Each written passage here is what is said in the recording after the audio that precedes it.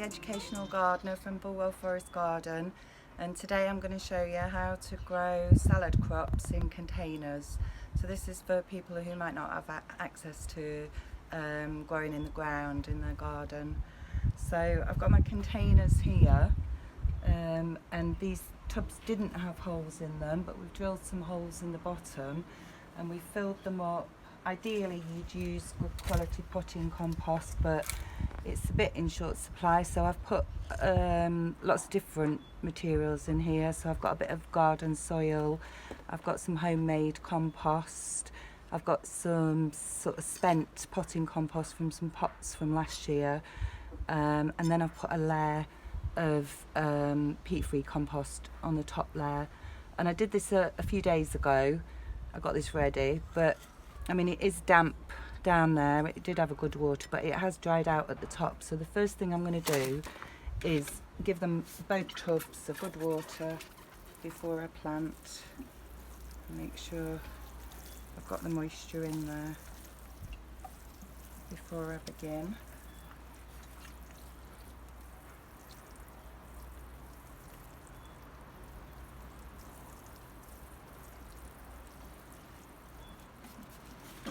So I've got a variety of plants down here, young plants. These are all things I've grown from seed, and if you need any help with seed sowing, you could look back on our previous seed sowing at home video. So I've got some spring onions in modules, I've got some radish, some peas, and some mixed salad leaves. So the first thing I'm going to do here, and this is to try and show you about good use of space, is what I've done is I've found an old wire mesh and I've attached it to this old, is it mangle? Can't remember the name of it.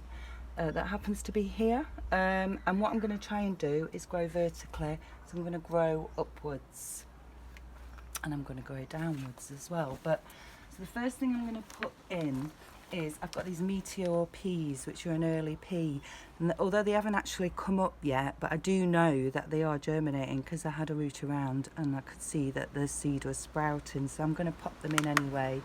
So these have been grown in toilet roll tubes, which are really good because you don't disturb the pea seedlings roots when you plant. So the idea is I've got 5 plants here, so I'm going to put them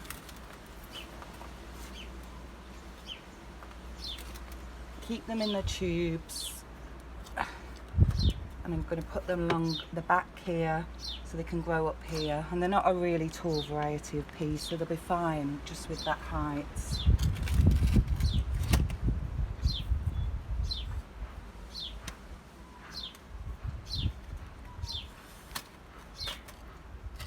Because I like a few raw peas in a salad is the idea behind this. Now, the next thing I'm going to plant is the spring onions. So I've got some nice clumps here. So they were planted with several seeds in one module. So I'm going to squeeze the bottom and tip it. I'm going to take them out, I'm going to keep it in a clump. And then I'm going to put a few plants, and I'm going to put them in quite closely together, because you can always eat them as young spring onions.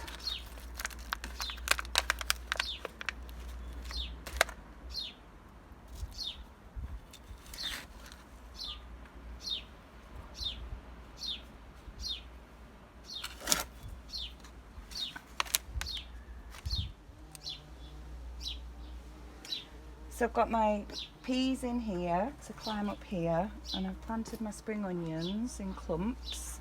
So the next thing I'm going to put in, and this is some lettuce that I sowed about a couple of weeks ago, and the thing with the lettuce is that this has been hardened off, and so hardening off is, I grew it in a cool greenhouse, but if you grew it on like quite a warm windowsill, you don't want to shock it because it can still be quite cold at night. So for a few days you want to be bringing it out and putting it outside so it's getting a bit of sun and it's getting acclimatised to outdoor conditions, which I have already done.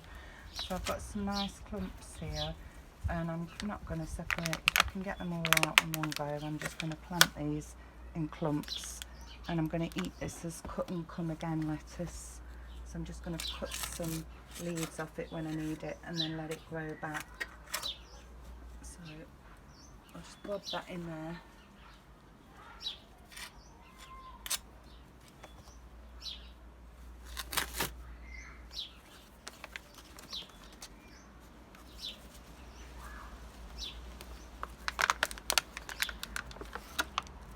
Nice clumps.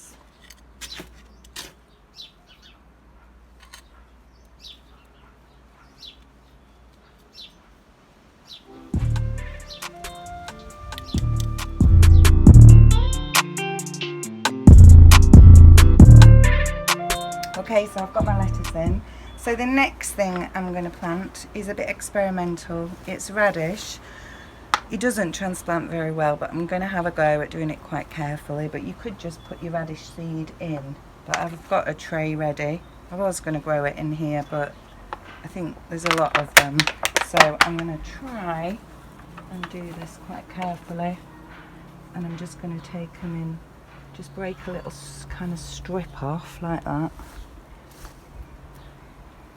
I'm just going to use my hands.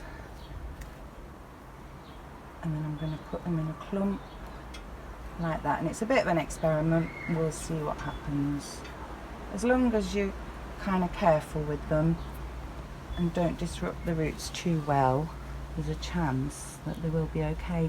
And if there is too many, I can always thin them out. I can pinch like that one there. I'll take that one out, and then there's more chance of the radish developing.